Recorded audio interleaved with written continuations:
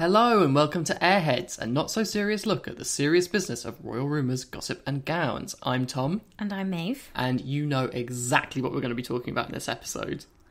Harry and Meghan are out. Oh my god! I can't believe this is actually happening. We are recording about 2 hours after the announcement came out, so it's still unfolding. But we just had to do an emergency episode to give our immediate reaction to this absolute bombshell.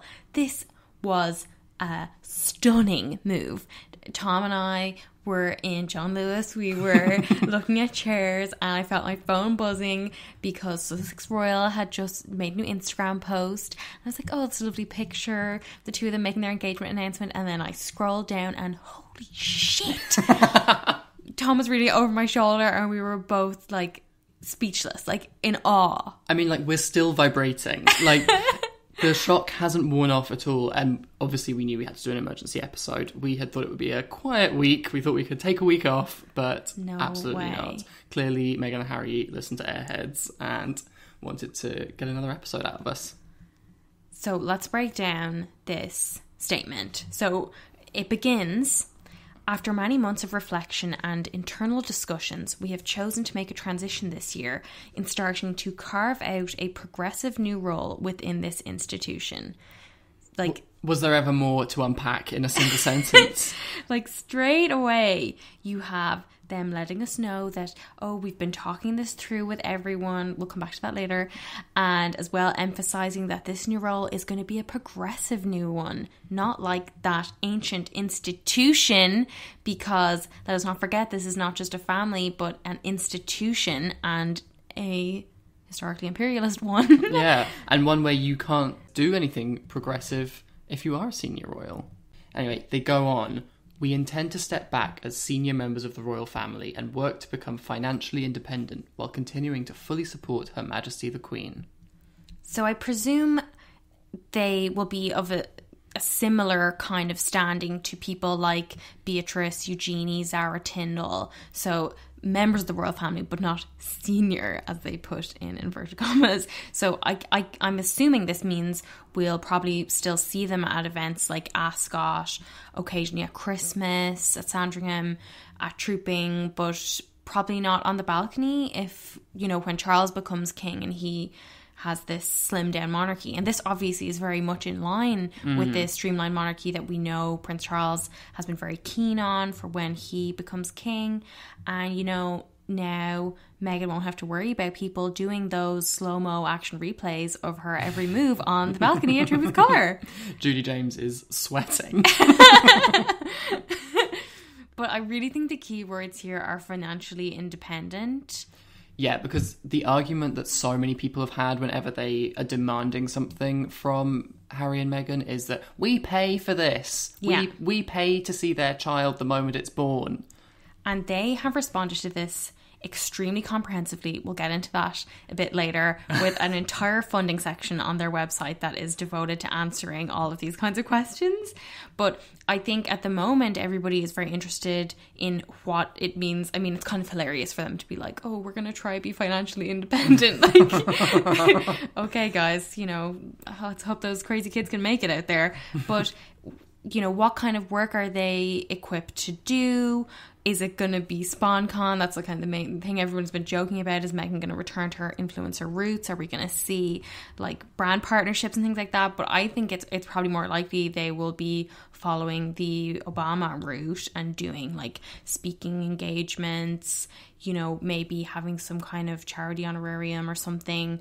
And very likely, I think, is a production deal. Like, we know Harry is already working on that show with Oprah for Apple, but, you know, maybe Michelle could, like, hook Meghan up with a Netflix deal.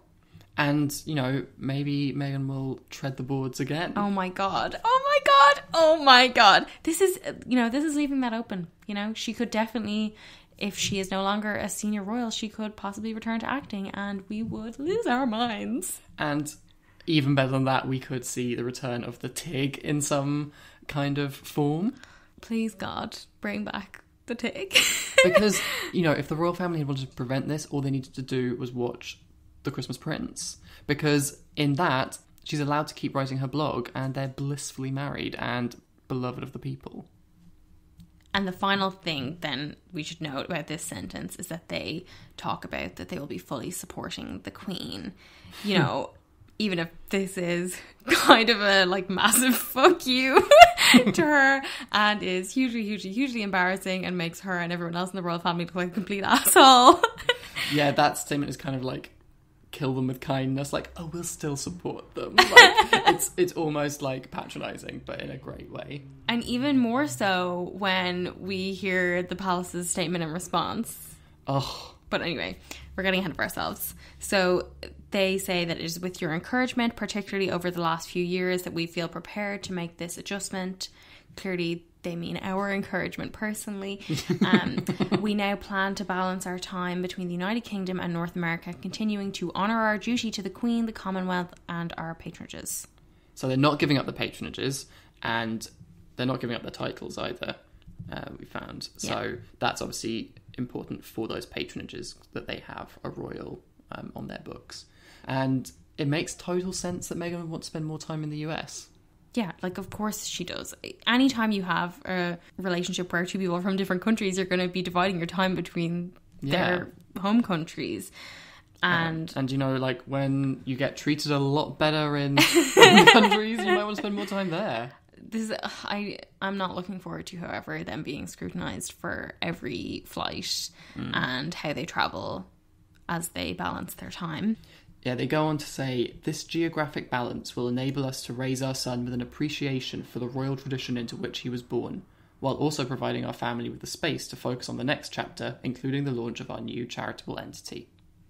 So I like this because it is like a little bit of a dig at the kind of pearl clutchers who, you know, the racists, that they're saying we're still going to be acknowledging that Archie is royal, but we're going to be doing it in a much more like chill way. That means like crazy British taxpayers aren't going to be like demanding to see pictures of him all the time and won't have that like insane entitlement to him. And as well as that, the Sussex Royal Foundation is still going ahead and they're really highlighting the work they will continue to do, the charitable work they will continue to do. It's once again reminding us that they are relentless.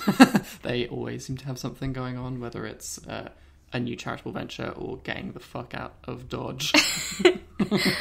But the Sussex statement concludes, we look forward to sharing the full details of this exciting next step in due course as we continue to collaborate with Her Majesty the Queen, the Prince of Wales, the Duke of Cambridge and all relevant parties. Until then, please accept our deepest thanks for your continued support. And, you know, it is exciting. It is so fucking exciting. Yeah. Because, of course, Meghan is excited to get out of this toxic situation and back to America. Like, yeah, it's sad that it's come to this. You obviously want her to feel welcome and at home, and you want them to be able to flourish wherever they are. But it's, yeah, like you said, incredibly exciting that they have worked out a way that hopefully they'll be able to do that. And in a much more interesting way than any other royal is doing. And that is very much on their own terms. Yeah. And again, you have that reminder that this is a business, this is an institution, and that they will be collaborating with the other members of their family. Even if that sounds like very cold and very sterile, put that way, that's how it works. They use that same word. We're going to talk about their website later, but when they talk about collaborating with like National Geographic and British Vogue and things like that, that's the word they use with them as well. So it's very much like a transaction. It wasn't too long, but kind of just long enough for them to cobble something together, that we got a statement from Buckingham Palace, which was a bit of a like blindside for me. I was so surprised when we saw this. I know. I mean, like, if the Harry and Meghan statement was not delicious enough, then Buckingham Palace said, discussions with the Duke and Duchess of Sussex are at an early stage. We understand their desire to take a different approach, but these are complicated issues that will take time to work through. Oh my god, we are not amused, right? Yeah.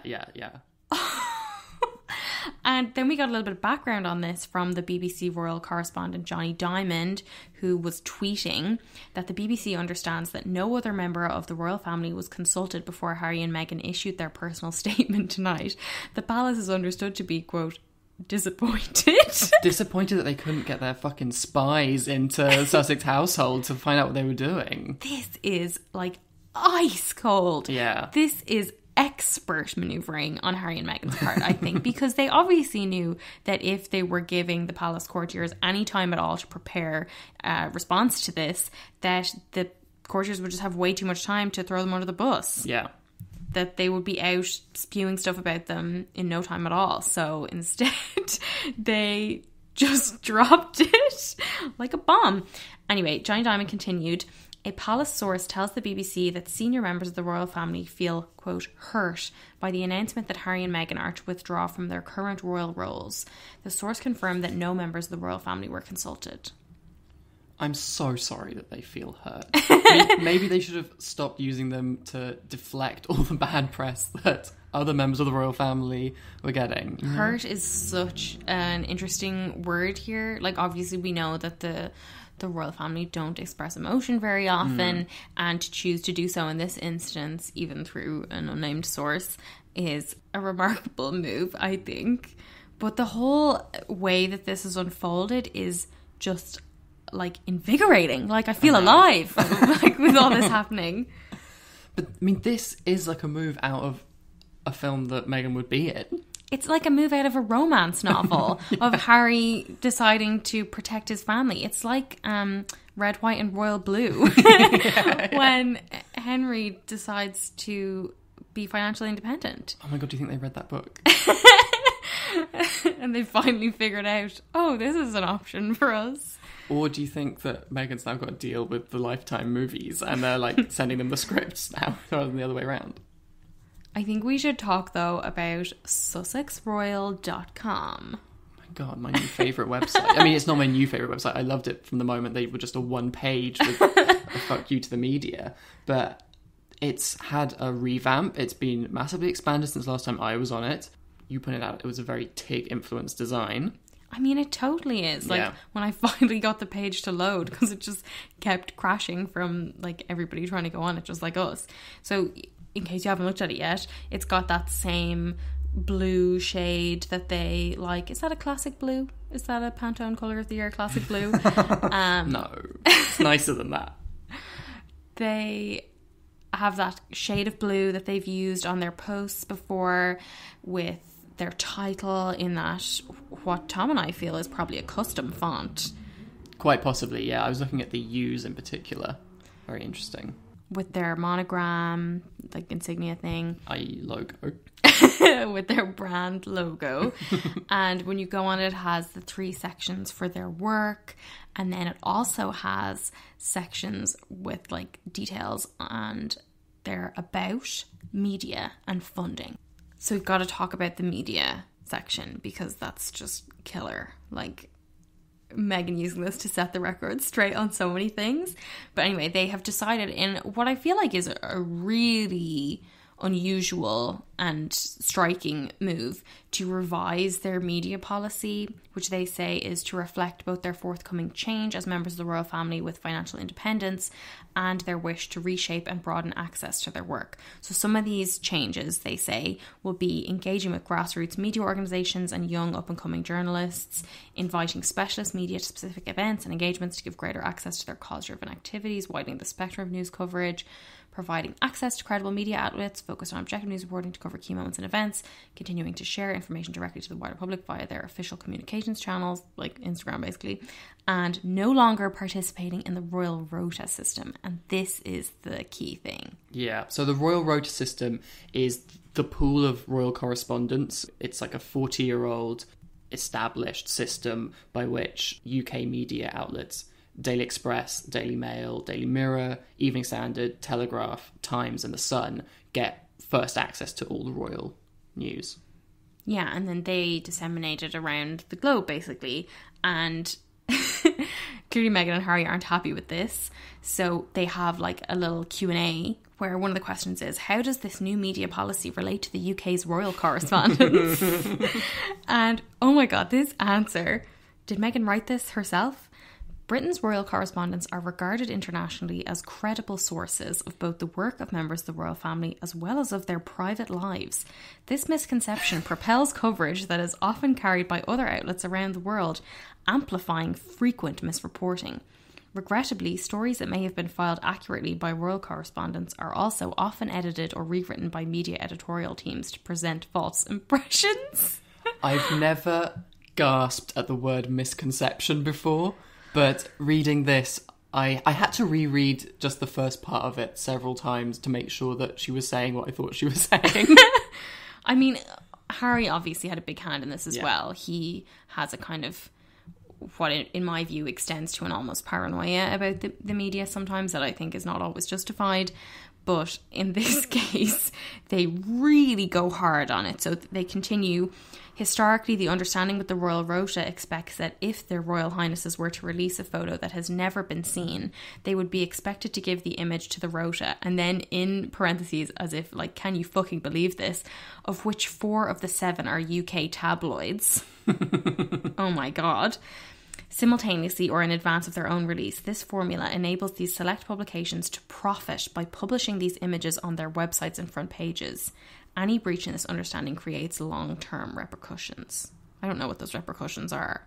But I mean, I guess like systematic campaign of like abuse.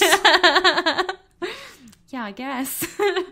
But they are like annoyed because it makes it challenging for them to personally share moments in their lives directly with members of the public via social media, for example, without first going through the filter of the Royal Rota. So Meghan wants to be able to Instagram whatever the hell she wants without having to send it to 7 UK newspapers first. They don't want to play the game anymore. And in order to do so, they are going to become financially independent, which brings us to the funding section of the Sussex Royal website. And it really puts the fun in funding. This is the most extensive page, and it is very accessible to read. Like, some of the stuff getting into the sovereign grant and everything is quite dense, but a lot of the time it's very readable, and particularly because it seems to be written with a certain reader in mind who's very skeptical of all this. So it starts out by saying, in this section you will find answers and clarification to questions that have come to the forefront in recent years. Many of you may be familiar with these policies, but for those of you who are not, we hope this page sheds some light on what can sometimes be misreported or quite confusing. And then they have in the FAQ bit questions like, how much does the British royal family cost each UK taxpayer? The answer to which is £1 per head per year. And immediately after that, what is the return on the investment for this funding mechanism? And the answer is an estimated £1.8 billion a year. I like when, I mean, I've heard this figure about the £1 per head per year, but it's good to put it in because you just need to sometimes say to some people, like, you spend so much more on Netflix than you do on the royal family, and you don't demand to see, like, the CEO of Netflix's kids. Yeah. But that being said, this money could be used for a lot of other things besides funding the monarchy. We're not saying we're happy about spending this money, but you do get a good return on the investment, and they're basically answering the question, are we worth it? Yes. And then they go into the stuff about how they're going to be working to earn a professional income.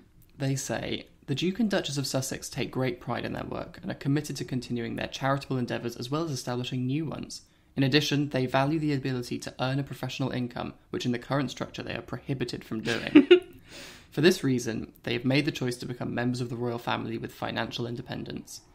Their Royal Highnesses feel this new approach will enable them to continue to carry out their duties for Her Majesty the Queen while having the future financial autonomy to work externally. While the contribution from the sovereign grant covers just 5% of costs for the Duke and Duchess and is specifically used for their official office expense, their Royal Highnesses prefer to release this financial tie. Release is an interesting word choice there, isn't it? Are they saying we don't actually get that much money from it, but it's such a pain in the ass? But they do make it very clear that they are not cutting ties with the monarchy. And elsewhere on the site, there is this line that their commitment to the monarch is resolute and they aim to continue to fly the flag for Her Majesty Queen Elizabeth II as called upon. Now, obviously, she has since called upon them to get them in line. But I think they're making it clear that they're not like completely turning their backs. Yeah. But that they need to set boundaries. So they're more like interns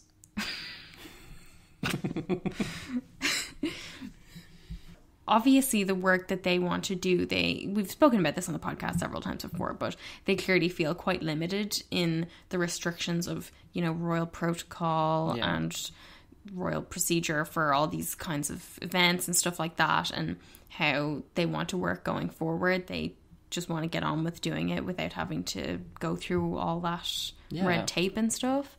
Meghan's probably seen how much she could charge for a speaking engagement, and she's like, I could get that copper bath that we always wanted, but the timing of this, I think, is notable too, because they just returned to work yesterday, Tuesday, their first day back after their 6-week break, and their first engagement was the visit to Canada House to thank officials for their hospitality during Harry and Meghan's 6-week break there. And as well as that, they were visiting an exhibition by the Mohawk artist Scawanetti. I hope I pronounced that properly. And as well as that, then today, Meghan had a private meeting at the National Theatre, of which she is patron, to discuss future plans. And it was also announced today that Harry would be hosting the Rugby League World Cup 2021 draws for the men's, women's and wheelchair tournaments at Buckingham Palace on January 16th. So they're clearly keen to be seen as working. It's similar to when they released the statement about the lawsuit during the end of the tour in South Africa, because there was still another day of engagement, so they looked like, well, they didn't look like, but they were clearly still working. Yeah. And they couldn't be criticised for that. Yeah. I mean, it's almost like you can't say they've been shunning their work while they work on this statement and this plan to leave, Or say that they're hiding away or something like that, because, we are going to see them again soon. But that didn't really stop the response from being typically acidic towards Meghan. She carried a lot of the criticism for this already. It's only been a few hours. Like, I'm sure, the weeks to come aren't going to be easy for her either. But I think a lot of this is from Harry too. Like, Harry is famously not interested in being a royal, like probably since Diana died, and he said it a few times, not very explicitly, but he's hinted that he's not happy about it. Most recently in 2017, he told Newsweek magazine, "Is there anyone of the royal family who wants to be king or queen? I don't think so, but we'll carry out our duties at the right time." That doesn't sound like the most enthusiastic staff member, does it? And it seems, Harry's obviously been doing a lot more work since 2017, and he has probably found stuff that he is passionate about. If he's not passionate about being a royal, he's passionate about raising money for charities that he believes in. And of course, some commentators are very sore, just like the royals. They're very hurt that Harry and Meghan didn't tell Granny or Charles or Will about any of this. But I think it was a savvy move. Well, they're probably not included in the heirs-only WhatsApp group. I like that they blindsided them, though, with it, because it let them do everything on their own terms without, say, for instance, when they had to reveal that they were in Canada because somebody at the palace had leaked it. Yeah. They know that that's the kind of people that they're working with and that they're surrounded by in the palace, and they decided, let's just do this ourselves. Yeah. Good move. But ultimately, who comes out of this in the best position? Who wins here? I mean, I think long-term, Harry and Meghan will win in this, because I think they are sorting out the situation that will work best for them, and I hope they'll succeed in that. But kind of more immediately, do you think Will is going to kind of find in him to shine even brighter now that his brother is out of the picture? I mean, I do think in the short term, it does seem like the critics of Harry and Meghan, and perhaps the members of the royal family who may have had a hand in that campaign, we have made no secret of the fact that we think that, some of this does come from inside the family, that they can pat themselves on the back for, pushing or bullying Harry and Meghan out of the family. And, in that sense, it does put the spotlight back on Will and on Charles. But, in future, as they go forward, Will might find himself in a lonely position, and he might need somebody that he can really trust. Yeah. And, Harry is one of the few people that he can really trust. Whether Harry can trust Will is another question. But, you know, without speculating too much about what their relationship is like, you wonder how this will affect them in future. Yeah, I agree. I think that Kate as well will miss Harry. Yeah. I've always felt like they get on well. You know, I think that Harry's a fun guy. And I think that Kate probably needs all the fun she can get. But, I mean, this obviously doesn't mean they're never going to see each other again. No. They will still be working together and living pretty close to each other and all that stuff. So it's not like a, you know, as they say, they're not completely cutting ties. But I do think this gives an interesting insight to the family dynamic. Oh, yeah. Do you think the tabloids are patting themselves on the back as well? I think certain sections of them probably are. Yeah. But then when they realise they've got nothing to write about, what are they going to do? I'm sure they'll still find something about Harry and Meghan to fill the pages. But I really think overall this is such a bad look for the royal family. And I think Charles probably is shitting himself because he wants to modernise the monarchy. Meghan was a great modernising force. Everybody was so excited about her as, you know, a breath of fresh air, and that she was going to really bring the royal family into the 21st century, and she tried to do it, and they proved that they're totally incapable of supporting that kind of attitude within the family, which is a horrible look for any family. And it also just makes them look like an archaic institution. An archaic group of assholes, which is what the royal family, the monarchy, is. But it's extremely damning for them, and it makes me very curious about how the monarchy will come out of this. You know, we've already had the total fucking disaster of Prince Andrew, and that, you know, raised a lot of questions about how the monarchy works and how they protect members of the family. Yeah.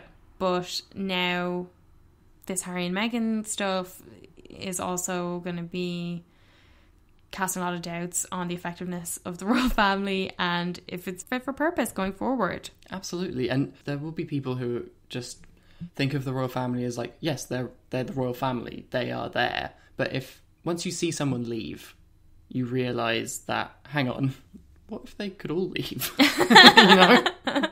Why can't they all be financially independent? I know. But, you know, after happening so soon after the Andrew stuff, they really needed some of those hot young royals to bring some of the glam and some of the positivity back to the royal family. And now, you know, I think they're going to feel a real loss. If not immediately, then maybe a year or a few years down the line.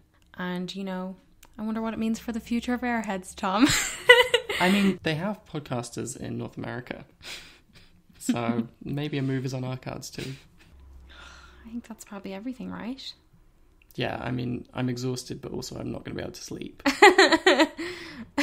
We'll be following this very closely. We'll be back not next Monday, but the Monday after with a new episode. And also happy birthday, Kate, because this is coming out on your birthday. Yeah, happy birthday, Kate. Hope you're having a lovely day.